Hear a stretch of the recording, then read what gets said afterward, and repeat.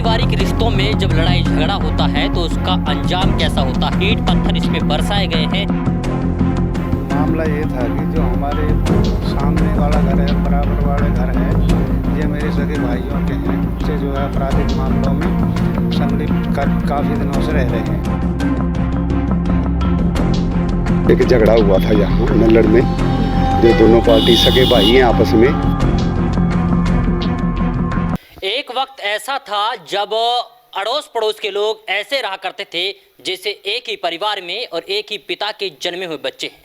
लेकिन आज का दौर कुछ ऐसा है कि अपने ही परिवार के लोगों से बनती नहीं है और अपने ही परिवार के लोग एक दूसरे के खून के प्यासे हो जाते हैं। कुछ ऐसा ही मामला सामने आ रहा है नूंह जिले के गांव नल्लड़ में फिलहाल हम लोग मौजूद हैं और यहां पर एक परिवार में इस तरीके से झगड़ा हुआ है कि एक आरोपी पक्ष ने पीड़ित परिवार के जो मकान हैं उनको तोड़ फोड़ दिया गया है। जब उनका बस नहीं चला तो इन लोगों को जान से मारने की धमकी दी और 2 बार हवाई फायर भी किए गए। ये यहाँ के परिवार वालों का कहना है और जो मुकदमा दर्ज हुआ है उसमें भी यही बातें रखी गई हैं। हालांकि पीड़ित परिवार से बात करते हैं और जानते हैं कि आखिरकार क्या था पूरा मामला और क्यों इस तरीके से तबाही मचाई गई है इन लोगों के परिवार पर। हाँ जी, क्या नाम आपका? मेरा नाम अली मोहम्मद है जी। अली मोहम्मद जी, क्या मामला था, किस बात को लेकर झगड़ा हुआ आप लोगों का? मामला ये था कि जो हमारे सामने वाला घर है, बराबर वाले घर है, ये मेरे सगे भाइयों के हैं। अब सगे भाई जो सामने वाला है वो तो एक्सपायर हो लिया, लेकिन उसके बच्चे जो है आपराधिक मामलों में संलिप्त काफ़ी दिनों से रह रहे हैं। मैं उन्हें ऐसी हरकतों से रोकता हूँ। जब मैं रोकता हूँ तो मुझसे इस बात पर रंजिश रखने लगे। इस बात को लेकर ये रंजिश काफ़ी बार मेरे ऊपर ये हाथ भी उठा चुके हैं, मुझे मेरे साथ मारपीट भी कर चुके हैं।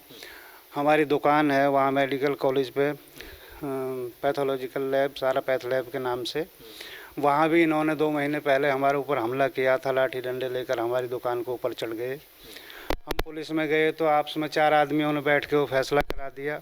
पहले भी ऐसे ही जो है बिरादरान तौर पे ये फैसला कराते रहे।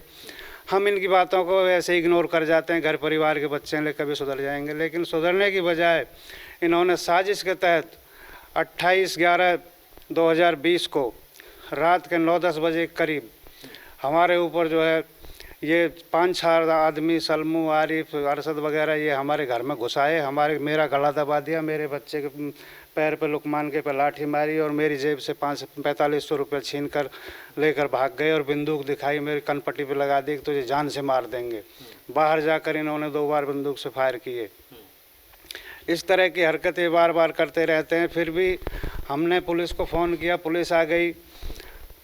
गाड़ी हमारी यहाँ खड़ी थी गेट के पास, इन्होंने सारी गाड़ी तोड़ फोड़ कर दी, उसमें कुछ नहीं छोड़ा। फिर ये पंचायत वगैरह की बात ले आए कि भाई दूसरे दिन भाई पंचायत आ गई, पल्ला गांव से या दूसरे गांव से कई आदमी आ गए कि भाई तुम्हारा फैसला करा देंगे, घर घर की बात है, कोई दिक्कत नहीं है। उसी जैसे पहले झांसा दिया करते थे ऐसा ही झांसा देकर 3-4 दिन उन्होंने निकाल दिए। फिर हमने 30 तारीख को दरख्वास्त लगाई थाने में और 3 तारीख को उन्होंने हमारा मुकदमा दर्ज किया। अब आप लोग क्या उम्मीद है पुलिस प्रशासन से? हमें पुलिस प्रशासन से पूरी उम्मीद है कि हमें न्याय मिलेगा। अच्छा, लड़ाई के बाद में दोबारा कोई ऐसी एक्टिविटी, कुछ जान से मारने की धमकी? लड़ाई के बाद ये बार बार ऐसी धमकियाँ, ऐसी हरकतें करते रहते हैं। हमारा यहाँ बाग है मौसमी संतरे का, सारे मौसमी संतरे इन्होंने तोड़ लिए उसमें से और काफ़ी बाग उजाड़ दिया, हमारा सारा ख़त्म कर दिया। घर मकान है जी, घर मकान आप लोगों को मारा पीटा है? नहीं, तोड़ा है। इन लोगों ने तो छतों पर चढ़ के हमारे ऊपर ज़बरदस्त पथराव किया। इन्होंने तो मारने की कोशिश की हमें, लेकिन हम तो इनसे बच के घर में घुस गए, तो अपने कमरों में भीतर दुबक के बैठ गए। एक दो बच्चे जंगल में, खेतों में भाग गए डर के मारे। जनाब, इनका तो जो है काफ़ी बड़ा गिरोह बना पड़ा है और ये गिरोह को हमें अपनी जान का खतरा है इन लोग। पारिवारिक रिश्तों में जब लड़ाई झगड़ा होता है तो उसका अंजाम कैसा होता है, इस बात का अंदाज़ा आप इन जो तस्वीर है इन्हें देख करके आसानी से लगा सकते हैं।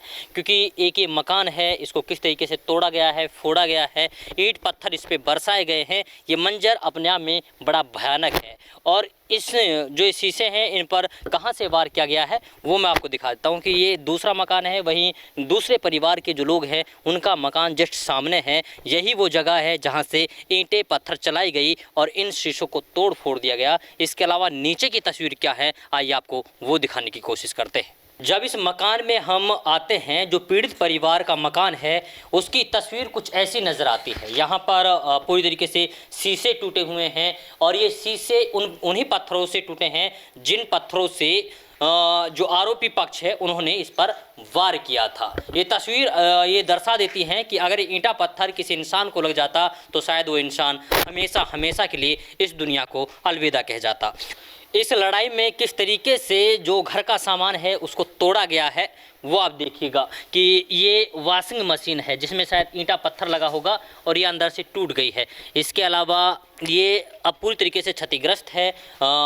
ऐसा लग रहा है कि जो भी आरोपियों के सामने चीज़ें आई बस उन पर वार करना स्टार्ट कर दिया। हम ऊपर वाले माले पर थे, अब हम नीचे वाले माले पर आ गए हैं। यहाँ पर आप देखिए किस तरीके से ईंटें पत्थर पड़ी हुई हैं, यानी कि जहाँ पे भी उन्हें मौका मिला वहीं से उन्होंने ईंटा पत्थर बरसाने शुरू कर दिए। वहीं एक तस्वीर अब ये देखिए कि कितनी इसे हम बल्ली कहते हैं, लकड़ी की बल्ली, और मैं कहूँगा कैमरामैन से कि एक बार दिखाए कि कितनी ऊंचाई से ये फेंकी गई होगी और अगर इसके नीचे कोई शख्स आ जाता तो फिर उसका बचना मुमकिन ही नहीं बल्कि नामुमकिन हम इसे मान सकते हैं। इसके अलावा जो नीचे के गिलासेज हैं, जो शीशे जो हैं, उनको तोड़ दिया गया है, वो क्षतिग्रस्त हो चुके हैं और अभी भी यहाँ पर ईंटा पत्थर पड़े हुए हैं। इसके अलावा इतनी ऊंचाई से अगर पत्थर फेंका जाएगा तो आप अंदाज़ा लगाइए कि कितनी रफ्तार से आएगा, कितनी तेज़ी के साथ। यहाँ के परिवार वाले बता रहे थे कि गाड़ी यहाँ पर खड़ी हुई थी, गाड़ी चकनाचूर कर दी है, यानी कि उस पर भी ईंटे पत्थर बरसाए गए हैं। ये